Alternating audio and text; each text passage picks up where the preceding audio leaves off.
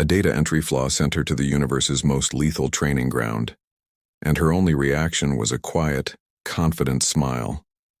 The ink stamp was clearly forged. I recognized the bureaucratic signature before my coffee cup touched the desk. 14 months of sorting through other people's destinies, and I could decode an assignment barcode like most folks predict rain.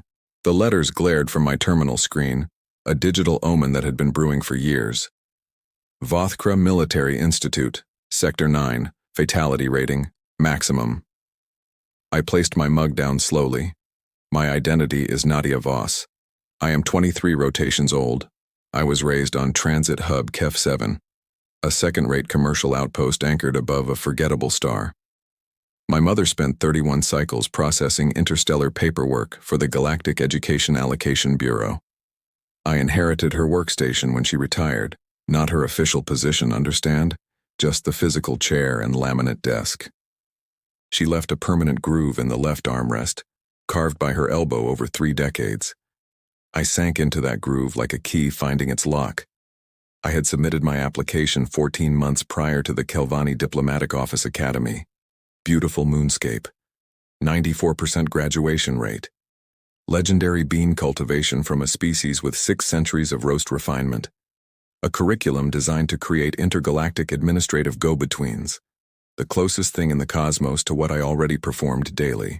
My file had been hibernating in a routing algorithm all that time. Now it returned, stamped with catastrophic intent. I accessed the dispute template. Form 77 Charlie. Routing malfunction. Standard educational correction procedure. I had personally handled over 2,000 of these submissions. I scrolled to the counter-signature prerequisites. 3 separate departments.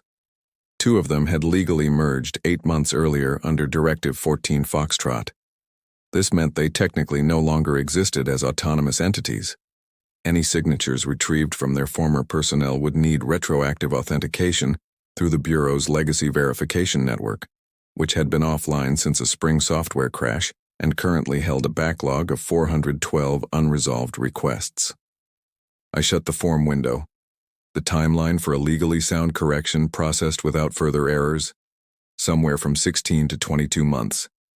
My attendance deadline at Vothkra was 19 days away. I opened my travel planner. Booked transit. Sector 9. One-way passage. Single berth. Then I pulled up Form 3 Bravo, change of permanent residential address, and updated my filing location to the Vothkra barracks system. Because if I was going, all my accompanying documentation would travel correctly or not at all. My colleague Davin leaned over the cubicle partition, the only other human on our floor. The type who bakes spiced bread on rest days and memorizes everyone's family names. He had regarded me with mild, respectful horror since our first introduction, the kind of look reserved for something both admirable and vaguely alarming. "Did your posting arrive?" he asked. "Yes, Kelvani." I rotated my monitor toward him. He studied the screen for a drawn-out beat. His expression cycled through several unspoken emotions. Davin's voice dropped. "Nadia, that's Vothkra." "I know. That's the Maximum Fatality Academy, the one where casualty alerts are mailed to next of kin alongside pre-filled emergency contact update forms. Which I believe shows genuine administrative foresight," I replied. "You must challenge this file immediately. The correction process needs signatures from 2 defunct departments, then escalate beyond the Bureau, contact the Sector Education Authority." I considered that option, genuinely. I let the thought linger for several seconds, which for me counts as extended contemplation. The Sector Education Authority maintained a 30-business-day response window. Vothkra's enrollment lock triggered at day 12. Missing the deadline would void my application slot entirely. That meant restarting the queue from 0. Another 14 months at this desk. In this dent. Under these fluorescents. I was not afraid of this workspace. I had watched my mother construct a meaningful existence from behind an identical surface. But I also watched her press that elbow into the armrest for 31 years with a specific stillness, the posture of someone who had made one permanent decision and simply never revisited it. I had also made a choice, I simply hadn't anticipated the galaxy offering me this particular version of it. "I'll manage," I said. Davin studied me like a man observing someone standing calmly at the edge of an orbital drop. "How?" Not a question, just a syllable of disbelief.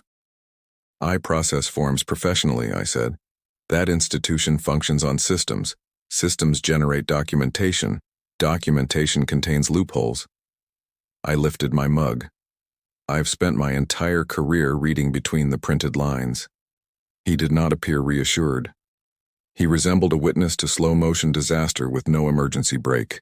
I completed my shift, went home, packed a single satchel, my bureau-issued document kit, a binder of blank templates I had downloaded from the Galactic Administrative Public Registry, every standard form I might plausibly require, categorized, cross-indexed, and color-tabbed. Davin would have labeled this either impressive or psychotic. Likely both. The transport dock at Kef 7 smelled of recycled oxygen and burnt fuel alloys. The vessel assigned to Sector 9 was a mid-weight military hauler, spacious, efficient, and stripped of everything resembling passenger comfort. The other travelers were already aboard when I arrived. I had logically known I would not be the only trainee on this transport. I had not emotionally prepared for what that actually looked like. There were 15 of them, all non-human, all large. The Drakari delegation occupied one entire hull side, 3 individuals wrapped in layered scar tissue applied during ceremonial bonding rites, something I had encountered in a species relations memo and promptly archived under not my jurisdiction. The Sithkai candidates clustered near the aft section. I had read about them as well. Their culture sends those who have already failed a preliminary trial to Vothkra, individuals their tradition calls living debts, existing on borrowed spiritual duration. They possessed a particular stillness, not peace, something else, something that had burned completely through panic and emerged on the other side as unshakable silence. I recognized the quality. Every eye in the compartment located me the instant I stepped through the entry hatch. This was not curiosity. It was threat assessment.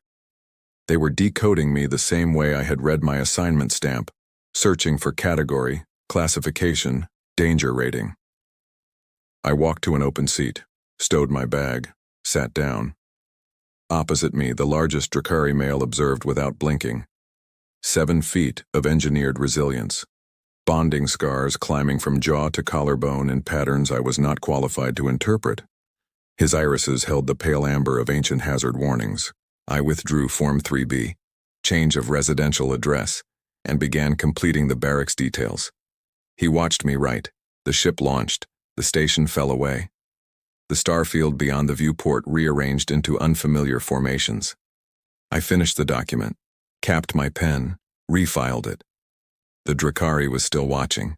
I looked up and held his stare, something most species apparently avoid with Drakari upon first introduction. I learned later this registers in their culture as either supreme confidence or a complete absence of survival instinct. He smiled. Not warmly, not cruelly. Simply acknowledgement. I glanced back at my binder and retrieved the next form. 19 days. Considerable reading remained. The first thing Vothkra does is make you wait in an open field for 3 hours. No explanation, no direction. They process your intake paperwork, which I had submitted 14 days early in triplicate, earning a look from the admissions officer I cannot fully describe except to say it appeared to cause him measurable distress. And then they escort you to a flat gray plain beneath a sky the color of old contusions and abandon you there. Some candidates paced. The Sithkai stood like carved cemetery angels. 2 Drakari from my transport sat cross-legged and retreated somewhere internal I could not access. The Kelvani trainee near me, small, narrow, with the expression of someone who had also clearly arrived through error, kept checking a communicator with no signal. I sat on the packed earth and read, not dramatically. I had downloaded the Vothkra Facility Operational Manual, public record via the Bureau's educational database, apparently unread by anyone for at least a decade. 740 pages.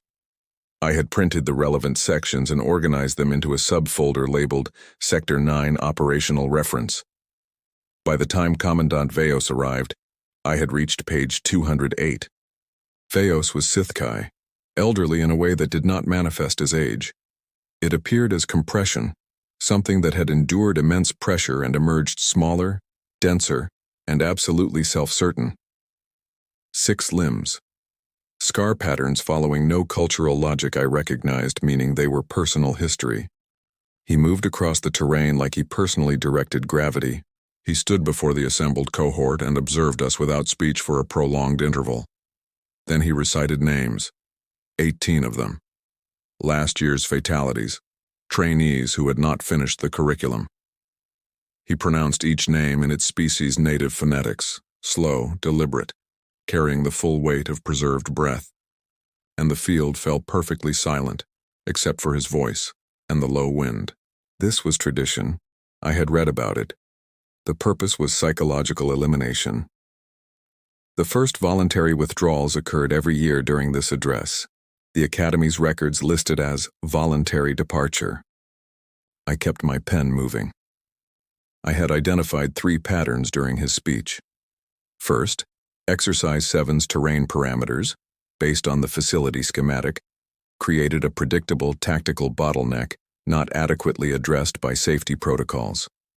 Second, the casualty distribution skewed heavily toward Week 2, specifically days 9 through 11, correlating with weather patterns documented in facility environmental logs from the past 4 decades. Third, the trainee to my left was going to lose consciousness if he did not sit immediately. I caught his elbow before he dropped. The Kelvani from the transport. Up close, his species possessed oversized eyes and a skin translucency above the collarbone that deepened under distress. He was profoundly translucent. "Breathe," I said quietly. "I am breathing," he whispered back. "Breathe differently." He adjusted. It helped marginally. "I'm Oren," he said. Kelvani name, human-influenced pronunciation, meaning someone in his lineage had married a human or lived near them long enough for human names to feel natural. Oren Marsh. Nadia Voss. I added.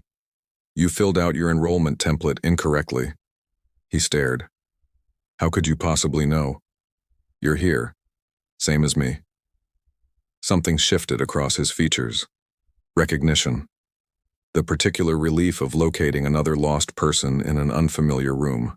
Commandant Veos finished the names and lifted his gaze across the assembly. His eyes moved like inspection lasers over a production line. They stopped on me. "Cadet, you are writing." "Yes, sir." During the memorial address. "I can perform both functions simultaneously, sir." A silence of the variety that usually signals impending consequences. "What are you writing?" "An internal memorandum, sir, concerning liability exposure on Exercise 7. The terrain configuration produces a decision bottleneck at approximately the 3rd kilometer that current safety protocols do not address. I thought facility management might wish to review it." The field became extraordinarily quiet. Veos examined me for a protracted moment. A look not yet a verdict, an evaluation with the conclusion still genuinely undetermined. "You are the human," he said. "Yes, sir." "The bureau placement." He spoke without inflection. I had no idea yet what that meant to him. "Yes, sir." He looked at my notes, then at me. Then he turned and addressed the remaining cohort. I filed my memo in the appropriate subfolder and continued reading. The Drakari from the transport, whose name I learned was Torv, had observed the entire exchange from 3 meters away. During the physical assessment that followed, when candidates were cycled through trials designed to establish baseline capability metrics, Torv watched me with the detached fascination of a scientist monitoring an unexpected reaction. My scores returned as bottom quarter in direct combat, mid-tier in terrain navigation, top 15% in resource identification, which surprised the evaluating officer enough that she ran my results twice, then a 3rd time, then a 4th category appeared. The system processed for 11 seconds before returning an error code. The scoring officer stared at her screen. "What does that mean?" Not to anyone in particular, but I answered anyway. It's a legacy field from the pre-unification military assessment rubric. Logistical threat analysis measures a candidate's ability to identify systemic vulnerabilities in operational environments. Hasn't been used in roughly 200 years, but the form still contains the field because nobody updated the template. She looked at me. I used to process old academy intake forms, I said. I recognize the scoring parameters. She printed my results, walked them personally to Commandant Veos's office. He summoned me that evening. His workspace was bare by deliberate choice. Not because he lacked objects, but because he had decided long ago that possessions were weight, and he preferred to travel light. One desk, one lamp. A small framed document on the wall. Original treaty certificate, 3 centuries old, displayed without glass because he wanted it to breathe. He held my results without looking at them. No one has scored in the logistical threat analysis field in 200 years. Someone should probably have corrected the form by now, I said. He paused. You think like an administrator? I waited to discern whether this was praise. At Vothkra, he continued, we have produced warriors, tacticians, intelligence specialists, and 2 sitting Galactic Council members. We have not, in 900 years of continuous operation, produced an administrator. I'm not certain that's factually accurate, sir. I reviewed your alumni records. Graduate Kaelvaros, class of 412, reorganized Drakari supply chain infrastructure, and effectively terminated a 14-year resource conflict without a single engagement. That is administrative work. He looked at me fully then, unguarded, sharp. Everyone else, he said slowly, is afraid of this place. Oh, I'm terrified. I'm just also more interested. He sent me back to the barracks without another word. Torv was leaning against the exterior wall, arms crossed, waiting. I did not yet know this was unusual. I learned later that Drakari do not wait for people. They arrive. The act of waiting is a statement. What did he say? Torv asked. He observed that the Academy hasn't produced an administrator in 9 centuries. What did you say? I pointed out that this wasn't entirely accurate. Torv looked at me with an expression I would come to recognize over the following weeks as the closest he reached to delighted. He pushed off the wall and walked beside me toward the dormitories. For a place I was not supposed to be, I reflected, the corridor lighting was excellent. And the form I needed to submit regarding Exercise 7 was organizing itself clearly in my thoughts. And the unfamiliar stars outside the viewports looked, if I was being honest, absolutely extraordinary. On day 8, I met my team. On day 9, I decided we would be fine. Not because they were impressive on paper. They were not. My team assignment came through a standard cohort distribution algorithm that I suspected had been subtly weighted to sort the candidates no one else had claimed. The system produced us like a remainder. Oren Marsh. The Kelvani with oversized eyes and the incorrect enrollment form. We had already established a functional relationship based entirely on shared clerical misfortune. Orth. A Drakari female placed in my team as a disciplinary measure. In her first week, she had restructured her bunk assignment without permission, reassigned 3 equipment lockers, and submitted a complaint about the nutritional allocation formula that was, by all accounts, entirely correct, therefore more inconvenient than the original problem. And Rusk, a Sithkai candidate, quiet in the manner of his species. He carried a personal tally of some kind on a worn fabric strip around one wrist and never explained it. I called our first meeting like a quarterly review. I brought printed copies of an agenda. Orth examined hers. You printed an agenda for a survival team meeting. I also brought a copy for each of you. Section 1, Team Capability Mapping. Section 2, Resource Inventory.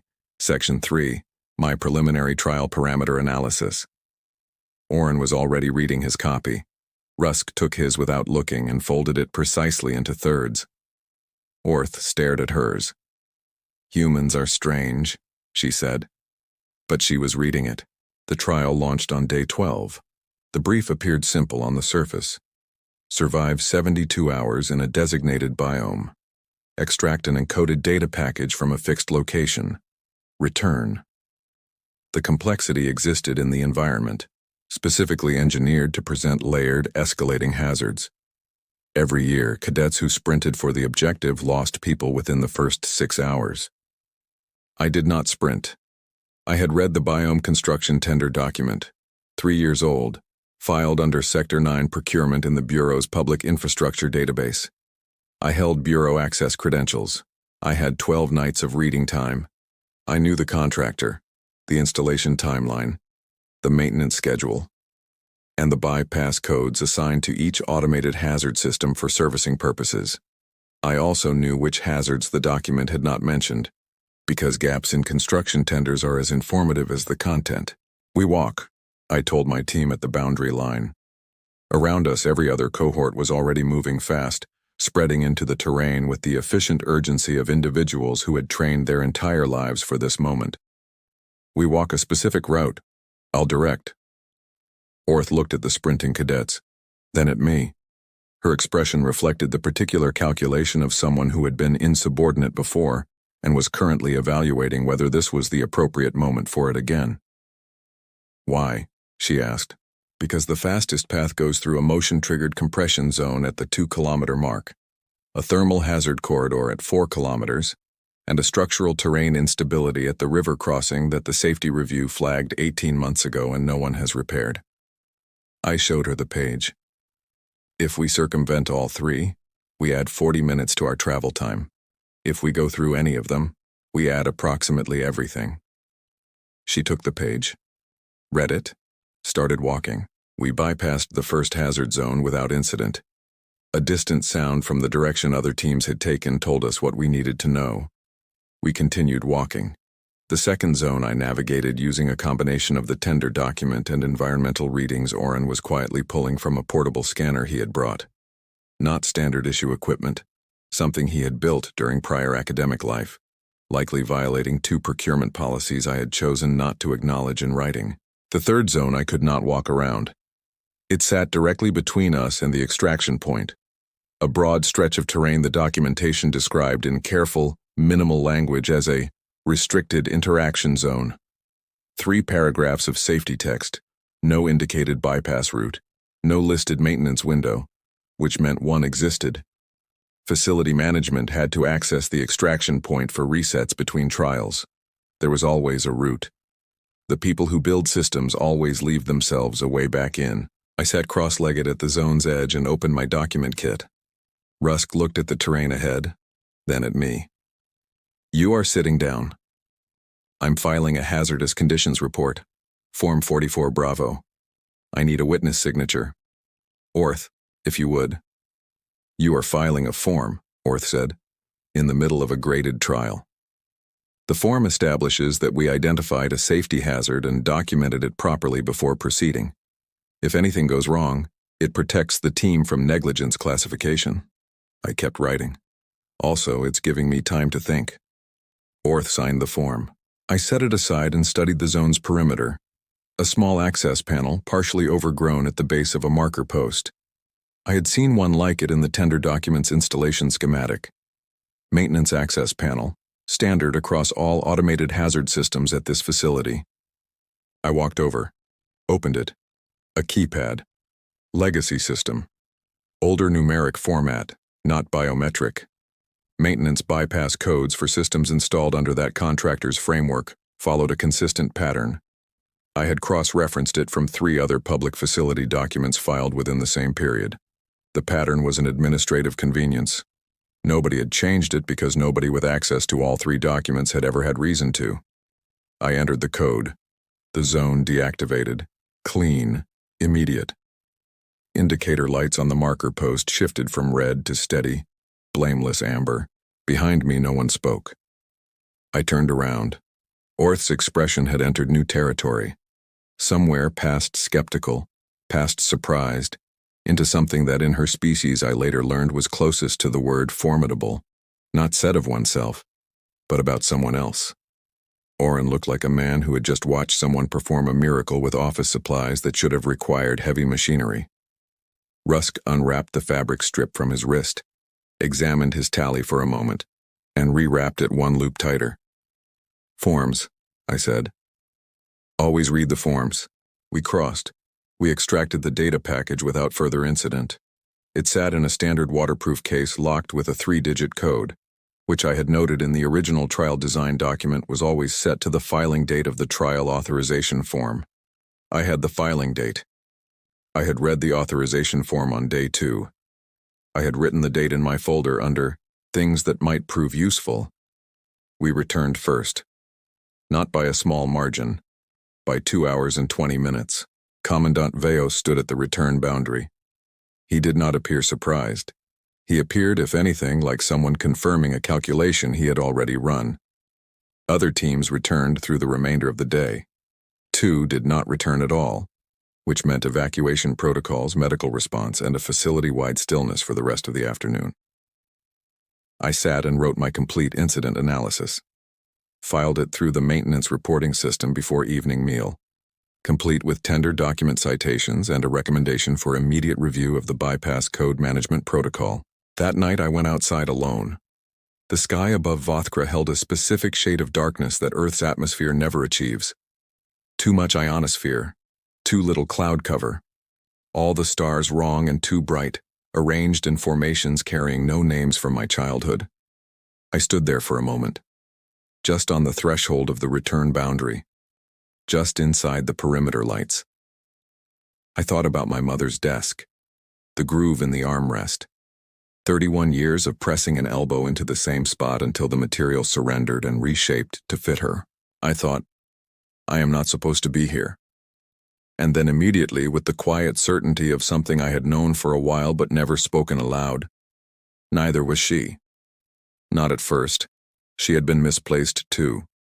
A clerical error in her initial posting 29 years ago sent her to KEF 7 instead of the central hub position she had applied for.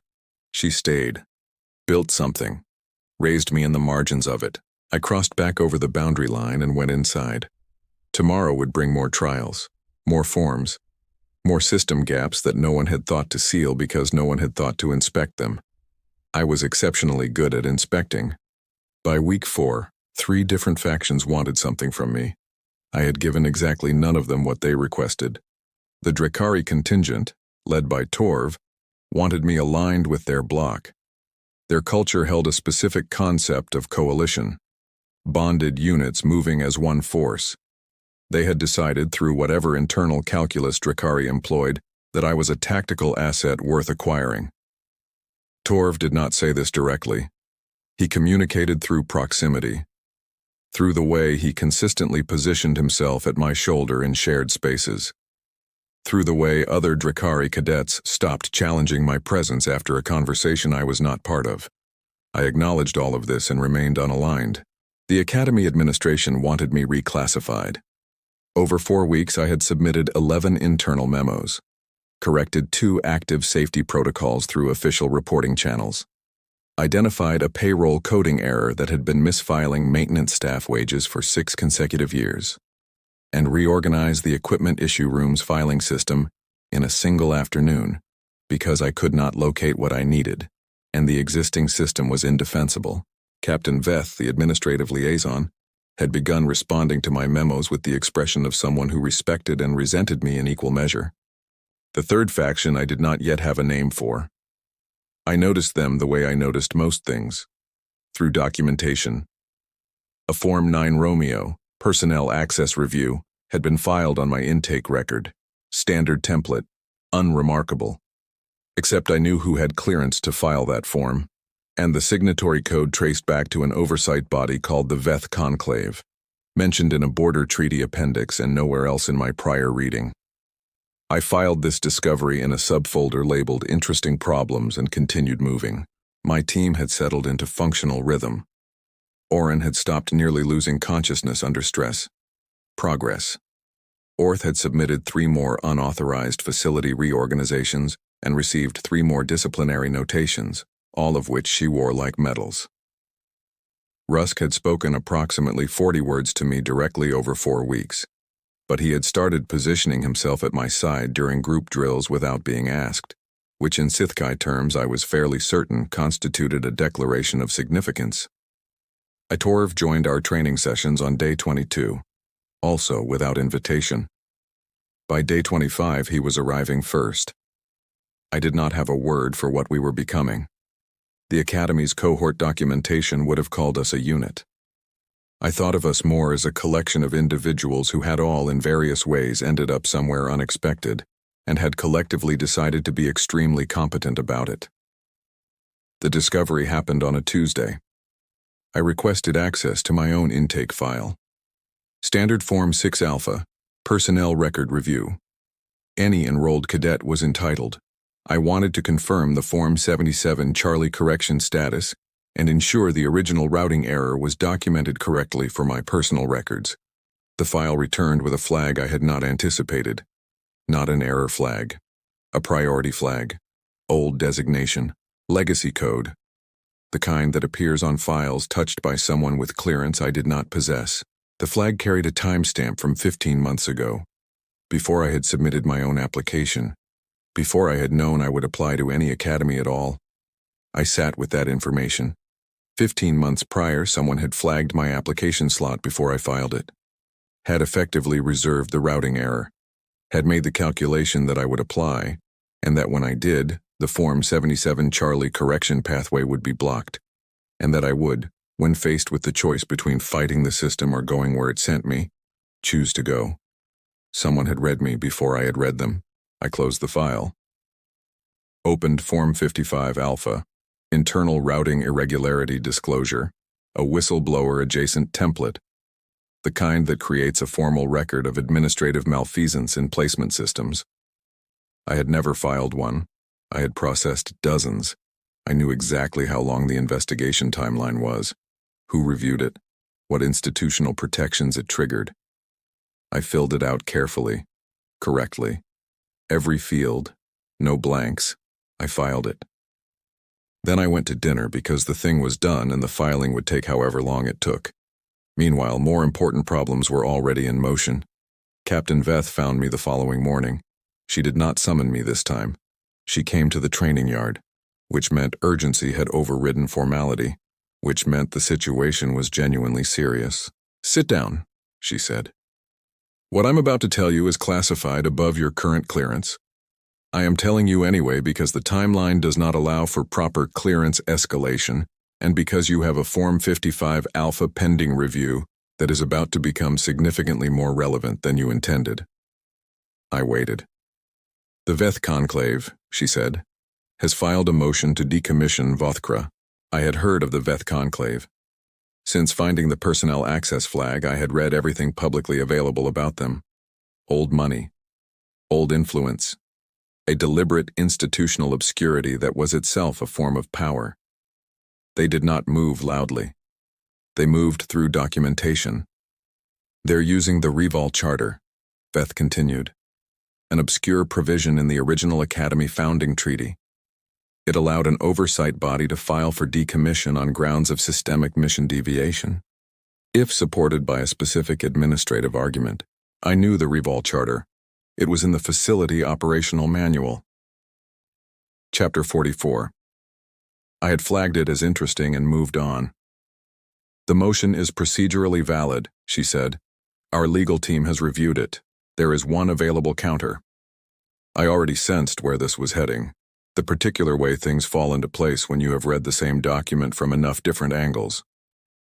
"The Charter's challenge provision," I said. "A challenge to a decommission motion can only be filed by a currently enrolled cadet from a signatory species of the original founding treaty." Veth looked at me. "Earth signed that treaty 17 years ago, at a clerical summit. By accident. The signatures are legally binding regardless of intent." Her voice remained level. "You are the only human currently enrolled at Vothkra." I thought about the priority flag on my intake file, the clearance timestamp from 15 months before my application. Someone had read me correctly from a great distance and placed a bet on what I would do when the system sent me somewhere I was not supposed to go. "Who flagged my file?" I asked. Veth looked at the wall for a moment, then, "Commandant Veos." I absorbed that. 17 years ago, when Earth signed the Reval Charter, he was present. He signed it with them as the Academy's representative. So he had known for 17 years that the signing was accidental, and therefore that Earth had no representative capable of exercising the challenge provision. And he had read my application, one ordinary human woman applying for a correspondence academy. And he had looked for the logistical threat analysis score before he had any data suggesting I would produce one. He had looked for it because he needed it to be there.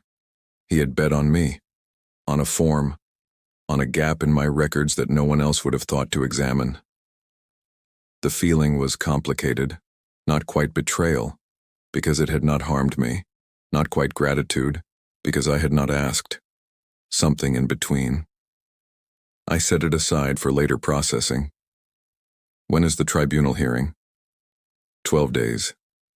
I opened my document kit, retrieved the Revol Charter section from Chapter 44, read the challenge provision again, specifically, carefully, with the attention of someone reading the instructions on the only tool available to solve a very particular problem.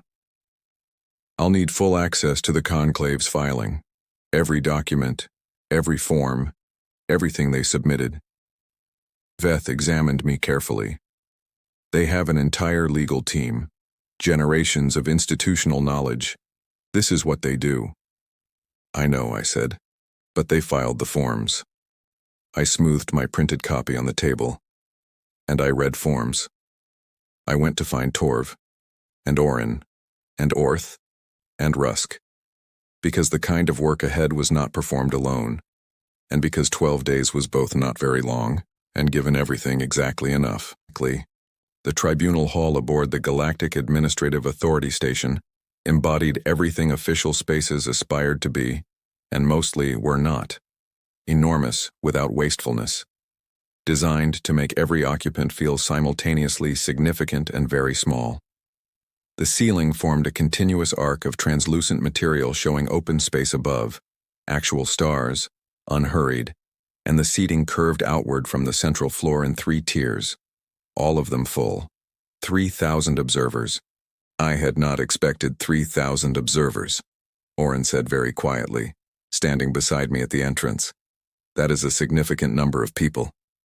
Yes. Are you all right?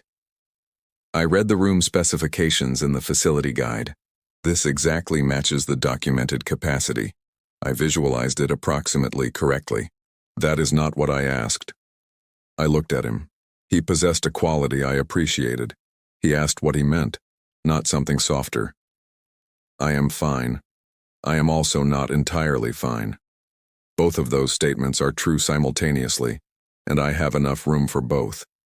He nodded, fell into step beside me. Torv was on my other side. He had insisted on attending in a personal capacity, which in Drakari terms was a declaration that his reputation was formally attached to the outcome. I had told him he did not need to do that. He had looked at me with the expression he reserved for things I said that he found both sensible and entirely beside the point. Orth sat somewhere in the observer tier, Rusk beside her. I had asked them to come without explaining exactly why. They had come without asking, which was its own kind of answer. We crossed the floor to our table. The Veth Conclave's legal team was already seated. 42 individuals, a figure I had confirmed from the registered appearance documents they had filed with the tribunal. They wore the formal overlay robes of their institution, deep blue with silver administrative threading. They arranged themselves with the particular ease of people who had done this many times in rooms exactly like this one. Their lead advocate was a Drakari elder. Elder in the Drakari sense, meaning ancient and essentially architectural. His name was Advocate Sorveth. He had litigated before this tribunal for 60 years. I set my binder on the table. My binder was the kind a student carries, practical, slightly worn, organized with color-coded tabs.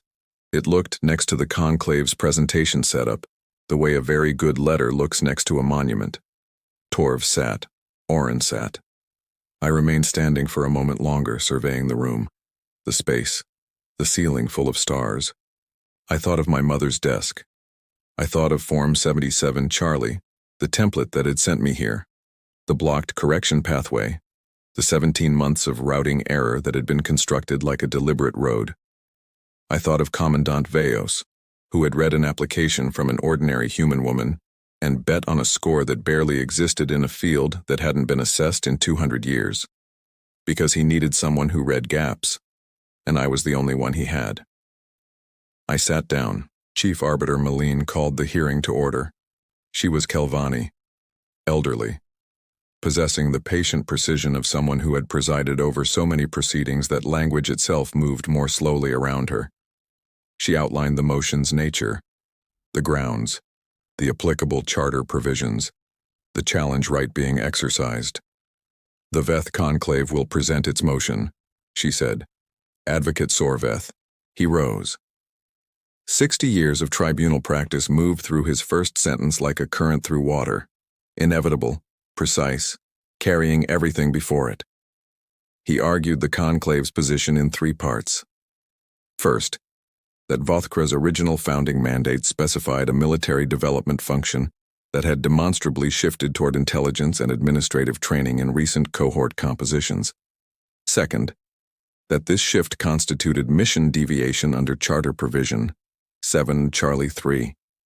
Third, that the Academy's current operational model exposed the sector to strategic risk that the Conclave, as designated oversight body, was obligated to address. He argued for 47 minutes. It was genuinely well constructed. I did not allow myself to be unmoved by it simply because I was opposing it. Good work deserved recognition even when inconvenient.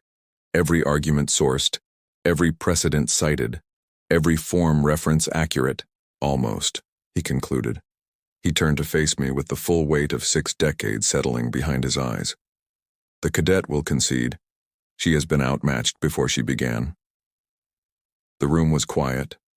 I opened my binder, not to the front, to tab 4, labeled Conclave Filing Error Inventory. I have 47 items. I'll go through them in the order they appear in the original filing. Advocate Sorveth was still for a moment. A particular kind of still. Item 1. The motion's cover document. Form 1 Charlie Institutional Challenge Petition. The signatory block requires the full 14-digit organizational code for the filing body. The Conclave's code was entered as 13 digits. The 14th digit was omitted. Standard administrative code requires incomplete organizational identifiers be flagged for resubmission prior to tribunal acceptance. I looked at Chief Arbiter Meline. The filing as submitted is technically incomplete at the first page. I am not moving to dismiss on this basis alone. I am noting it as the first of 47 items. Meline made a note. Item 2, Exhibit 3 Alpha, the historical precedent document cited in support of Section 7 of the motion's argument. This exhibit was filed on Form 4 Hotel, supporting documentation, historical record. Form 4 Hotel was superseded 8 years ago by Form 4 Hotel Revised, following the Administrative Codification Act of 2847. The current required form is 4 Hotel Revised Romeo. Materials filed on a superseded template are not recognized as valid evidentiary exhibits under current tribunal procedure. I turned the page. This eliminates the primary historical precedent underpinning the Conclave's Section 7 argument. Murmuring through the observer tier, I continued. I did not rush. I did not perform. I moved through the items the way I had moved through every form I had ever processed, methodically, without emphasis, with the flat accuracy of someone simply reading what was there.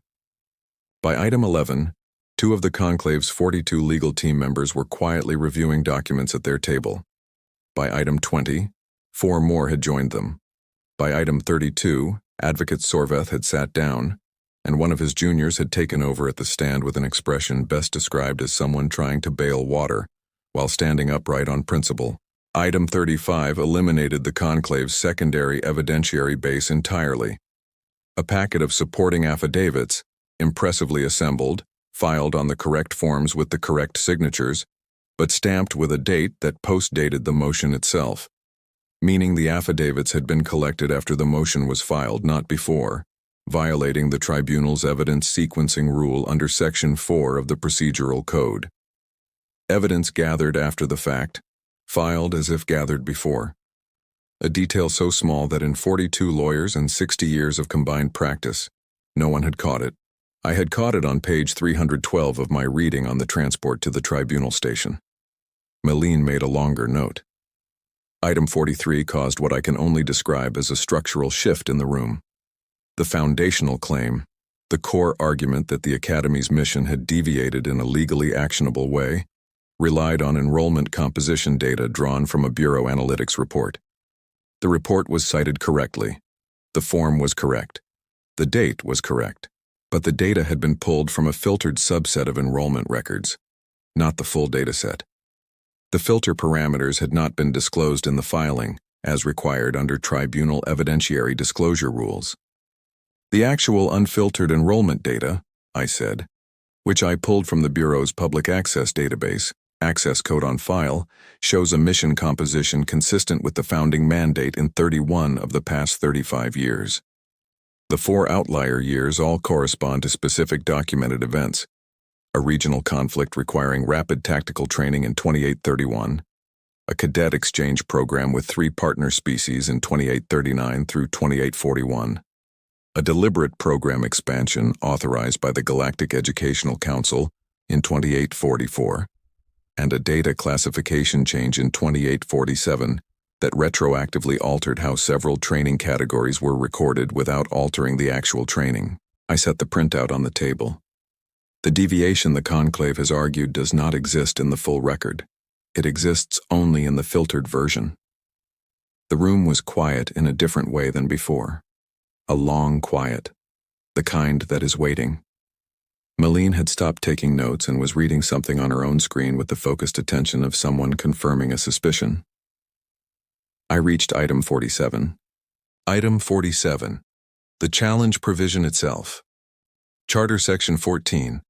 The provision the conclave has cited as the basis for their motion's admissibility requires that the filing body demonstrate continuous jurisdictional standing over the institution for a period of not less than 30 years prior to filing. I paused. One beat. The Veth Conclave was formally reconstituted as a legal entity in the Administrative Reform of 2819. Prior to that date, it operated under a different organizational designation with a different administrative code. The current conclave entity has existed for 23 years, not 30. The jurisdictional standing requirement is not met by 7 years. I closed the binder. The motion cannot stand, not on merit, not on procedure, not on the standing of the filing body. I looked at Chief Arbiter Meline. I have filed a full documentation packet with the tribunal clerk. Every citation, every cross-reference, every supporting form. It is ready for review. I sat down. Meline looked at me for a long moment. Then she looked at the conclave's table. Then she looked up at the 3,000 observers in the tiers above. And something crossed her face that she did not attempt to suppress. The very slight elevation of someone watching something that does not happen. She laughed. Not loudly, not for the room. A private sound, a small one that escaped before she decided whether to allow it. By item 47, it had simply surprised its way out of her. She composed herself, looked down at the bench. The tribunal will recess to review the documentation. We will reconvene in 4 hours. The recess took 2. The motion was dismissed in full. Not narrowed, not modified. Dismissed. The conclave's filing, its entire architecture, was formally vacated and entered into the tribunal's procedural error record as a reference case. Advocate Sorveth, on his way out past our table, stopped. He did not look at Oren or Torv. He looked at me. He did not speak for a long moment. Then, "Where did you train?" "Transit Hub Kef 7, Bureau Processing Division." He absorbed that. "You did not study law?" "No. Tribunal procedure. I read the manual on the transport over, and the charter, and the conclave's historical filing record, which is publicly available through the Bureau's Heritage Documentation Archive." I paused.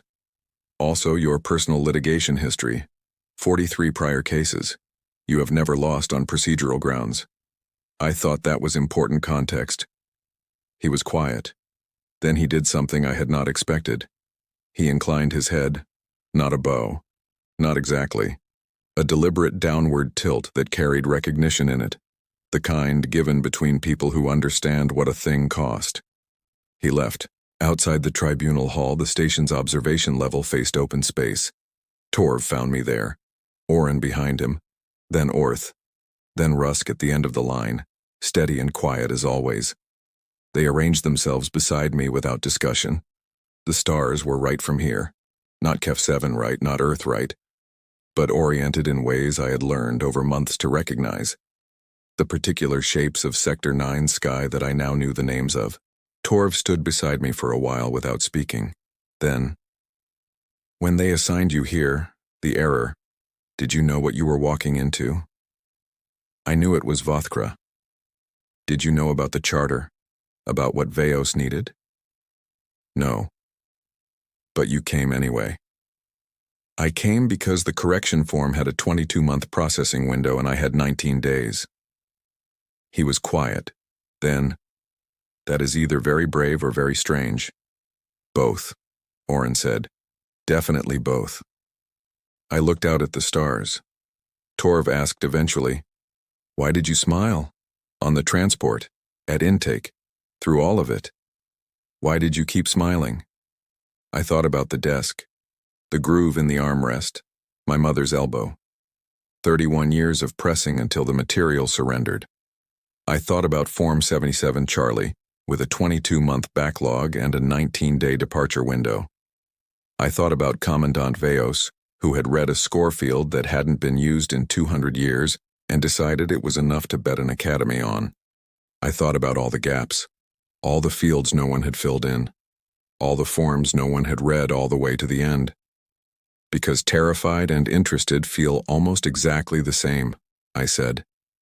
And I have always been more interested than anything else. No one spoke for a while. Then Oren said, "What happens now?" I had already thought about this. Back at Vothkra, a Form 3 Charlie waited to be filed. Application for permanent faculty posting. I had drafted it on the transport. Specialty field, administrative combat.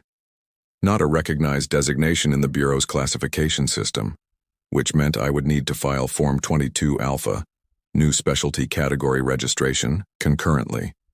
That would require supporting documentation from the Academy administration and a written justification of minimum 400 words. I had already written the justification. On the return leg from the tribunal, on a notepad in the window seat, with the wrong stars going past outside. Torv asleep across the aisle. Oren annotating his own copy of the Revol Charter in 3 different colors. The galaxy ran on paperwork. It had always run on paperwork. Every war, every treaty, every decommission, every construction tender, every enrollment flag, all of it lived in forms, in fields, in the gaps between what was written and what was intended. Most people learned to navigate the galaxy. I had learned to navigate its filing system. Those were not the same skill. And somewhere in the difference between them was the thing I had been, without knowing it, my entire life. If you enjoyed this story, please like and subscribe to Ascension of Man for more. I turned away from the stars. "I have some forms to file," I said. "Shall we go?"